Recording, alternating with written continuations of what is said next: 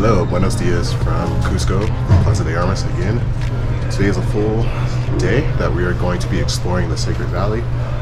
We're going to be visiting the salt mines, Pisac, Urubamba, I believe, and then we're finishing it off in Ollantaytambo by taking the train via Inca Rail up to Machu Picchu, Aguas Caliente, and then hopefully tomorrow we are finally visiting Machu Picchu. So kind of a whirlwind of a day, but we're trying to make the most of our time here because all of our plans have been totally disrupted. But yeah, so we'll see you then. This is actually one of the first, the viewpoint of the Sacred Valley. Sacred Valley is huge, of course. This is just the beginning, okay? Yes, we will be driving from here all the way to Ollantaytambo, over 100 kilometers or over 60 miles, no? Exactly, it's huge, the valley. Before the Spanish arrived, the correct pronunciation of Pisac is actually Pisaca. And behind me here, we have these huge platforms that the Incas used for agriculture.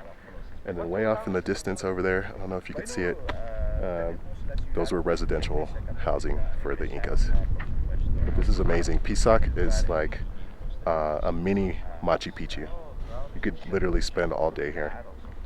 These terraces behind me have actually been here for 600 years and they're still fully intact. And like I mentioned earlier, the Incas used these terraces for agriculture. It's really fascinating stuff. Like, this is mind-blowing. We haven't even made it to Machu Picchu yet, and I'm just like blown away. I can't imagine how amazing Machu Picchu is gonna be. I think the base layer was like stone and then a layer of gravel followed by dirt.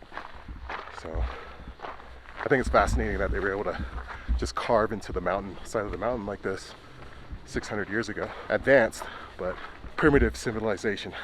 Wow, can you imagine just being like an Incan resident, just walking through here? This is your daily life. Just these agricultural terraces and stuff, and you're just farming and cultivating the land.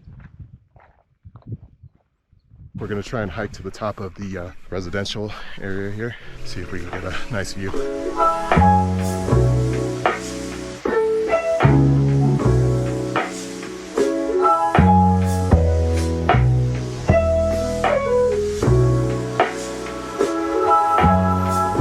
To the top of Pisac, and this is the wonderful view you get at about 12,000 feet more or less. The views here are extraordinary.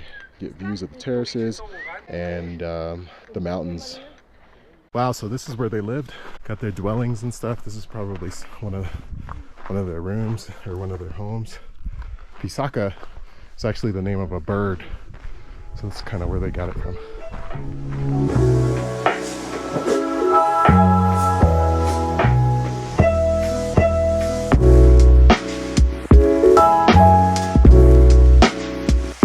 So welcome to Moray.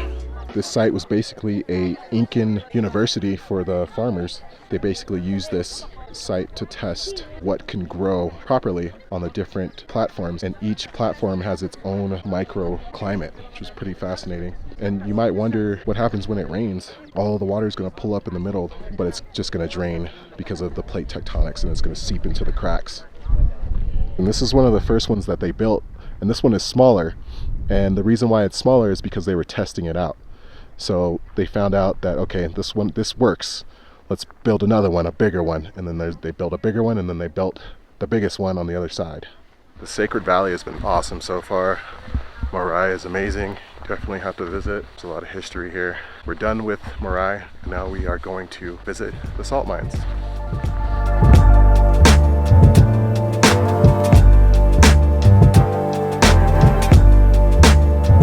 So the water is in the mountain, the one which is coming out. Yeah? Because millions years ago, this was all under the ocean. These salt mines are incredible. You might wonder, where does the water come from? Ocean water, salt water actually. And at one point in time, obviously, this was all underwater, and there is still water left in the hills of the mountains. And that is where the salt comes from.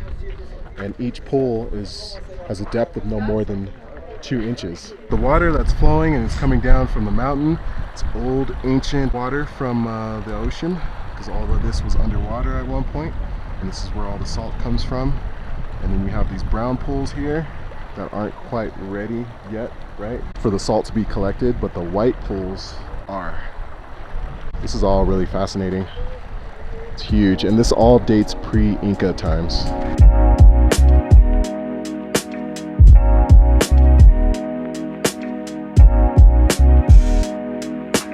Hello everyone, I just wanted to jump on here to close this video out. If you found this video helpful or useful or valuable in any sort of way, please do us a favor and click on the thumbs up button. Don't forget to subscribe if you want to see similar content like this, and we'll see you in the next one.